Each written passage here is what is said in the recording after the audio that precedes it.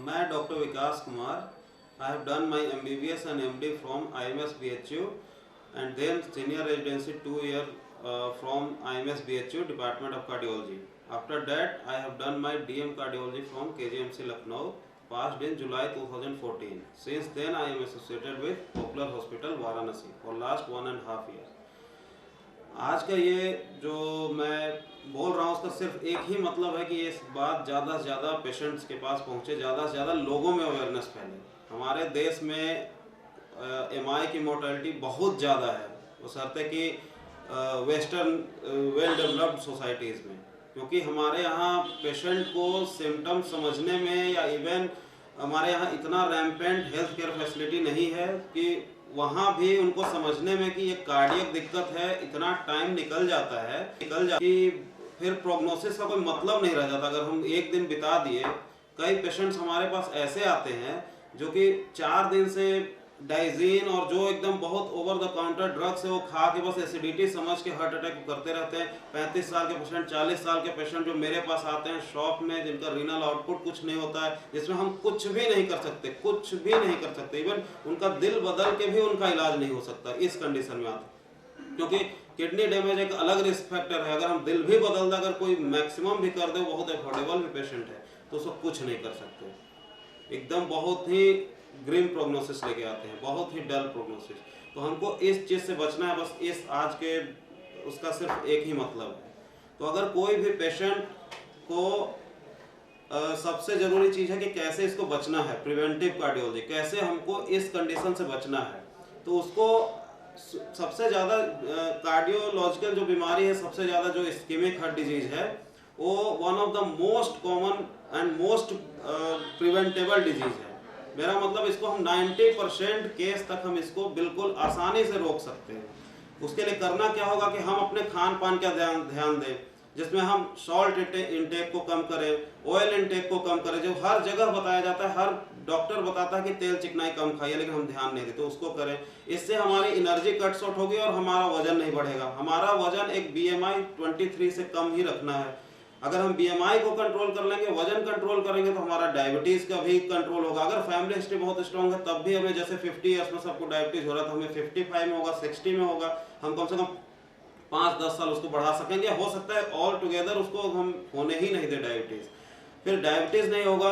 अब diabetes is also an independent risk factor for hypertension, तो उसको हाइपरटेंशन भी नहीं होगा, लेटर ऑन उसको CAD नहीं होगा। तो CAD को हम इन सब बातों को ध्यान रख के, जो छोटी छोटी बातें हैं उसको ध्यान रख के 90% तक रोक सकते हैं। अब आजकल MI का इंसिडेंस यंग पेशेंट से बहुत ज़्यादा हो गया है, because of so untoward habits like smoking, tobacco chewing and तरह तरह के तंबाकूज आ गए हैं। किसी भी फॉर्म में इन सब चीज़ों का सेवन स्वास्थ्यवर्धक तो नहीं है। हम किसी न किसी रूप में इसको लेते हैं और इसको बिल्कुल नहीं करना चाहिए। हमें बिल्कुल स्मोकिंग और टोबैको च्यूइंग से दूर रहना चाहिए। अब अगर कोई पेशेंट, किस पेशेंट को हम समझेंगे कि ये हाई रिस्क है, जिसको अटैक पड़ सकता है कभी भी, तो वो पेशेंट है जिनको डायबिटिक हो, स्पेशली लॉन्ग स्टैंडिंग, हाइपरटेंसिव हो, तंबाकू खाता हो, स्मोकिंग करता हो, या उसकी स्ट्रॉन्ग फैमिली हिस्ट्री है। स्ट्रॉन्ग फैमिली हिस्ट्री का मतलब कि अगर उसके मेल मेंबर जो है फर्स्ट डिग्री रिलेटिव, उसके 45 ईयर्स के बिफोर MI हो जाए, मतलब हार्ट अटैक हो जाए, या फीमेल हैं जिनकी 55 ईयर से कम में हार्ट अटैक हो जाए, तब उसको स्ट्रॉन्ग फैमिली हिस्ट्री कहेंगे। इन 5 पेशेंट्स में किसी भी तरीके के चेस्ट पेन को हमें नज़रअंदाज नहीं करना है। अगर हम चाहते हैं कि जो पेशेंट मेरे पास आया है, या कोई पेशेंट खुद है अपने को समझना चाहता है, तो किसी भी तरीके के चेस्ट पेन को नज़रअंदाज न करें, तुरंत अपने डॉक्टर से संपर्क करें और बाकी रिस्क फैक्टर की जानकारी करें। जैसे अभी हमें डायबिटीज़ नहीं पता है, ठीक है, बस हाइपरटेंसिव में हम हैं, स्मोकिंग करते थे, तो हमें तुरंत अपनी शुगर चेक करवानी कि हमें डायबिटीज़ तो अब नहीं हो गया है, रिस्क फैक्टर बढ़ तो नहीं रहा है, और कहीं ये जो दर्द है, क्योंकि इतनी वैरायटीज ऑफ दर्द हार्ट अटैक में होता है कि एक चीज़ से डिफाइन करना उसको बहुत मुश्किल, कि ये टिपिकल चेस्ट पेन है, ये हार्ट अटैक हो गया। तो जो हाई रिस्क पेशेंट है, इनमें किसी भी तरीके का हार्ट अटैक, स्पेशली उसके साथ बहुत पसीना और घबराहट हो रही हो और वैसा चेस्ट पेन हो, तो इसको नज़रअंदाज नहीं करना चाहिए।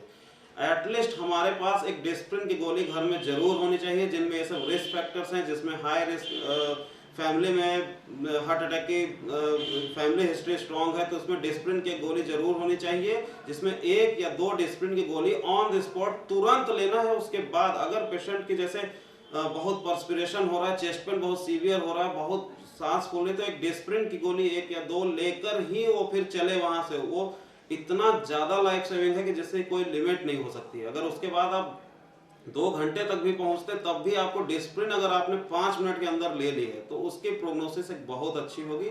और सिर्फ मेरे ये पहुंचाने ज्यादा टेक्निकल बात नहीं समझ पाएंगे, बस एक ये है कि अगर हार्ट अटैक जैसी कोई भी सिम्टम ऐसा आता है कि चेस्ट पेन, सांस फूलने लग गया, एकदम पेशेंट बेहोश है, तो एटलीस्ट एक डिस्प्रिन की गोली आप जरूर लें। उसके बाद अपने डॉक्टर से जरूर संपर्क करें। सिर्फ मैं इतना ही कहना चाहूंगा। और सिर्फ इतना आपकी थोड़ा सा इतनी सी आपकी मेहनत हमारे लिए बहुत ही बूंद साबित होगा, क्योंकि मैं एक डॉक्टर हूं, मेरे पेशेंट को कैसे भी हो पेशेंट को ठीक होना चाहिए।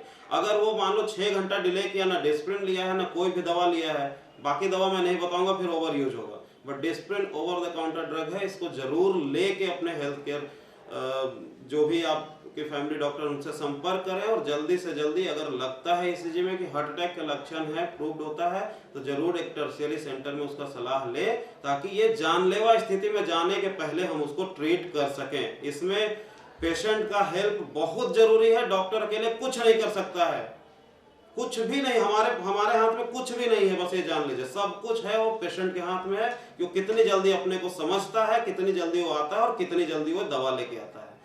तो प्लीज मेरी सारे पेशेंट से रिक्वेस्ट है कि अपना ध्यान रखिए, अपना रेगुलर चेकअप करवाइए, जो भी डॉक्टर्स नेसेसरी बोलते हैं वो जांच करवाइए। और जो मैंने दवा बताई डिस्प्रिन, अगर लगता है ऐसा कि हार्ट अटैक का सिम्टम ये हो सकता है तो ले लें, क्योंकि उसका कोई साइड इफेक्ट नहीं है। बहुत ज्यादा तो एसिडिटी कर सकता है, बहुत ज्यादा मतलब वो उसका कोई ऐसा साइड इफेक्ट नहीं है कि उसको लेने से हमें कोई दिक्कत हो।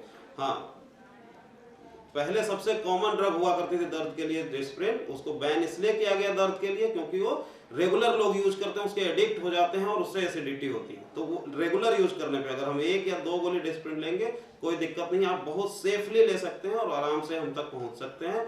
धन्यवाद।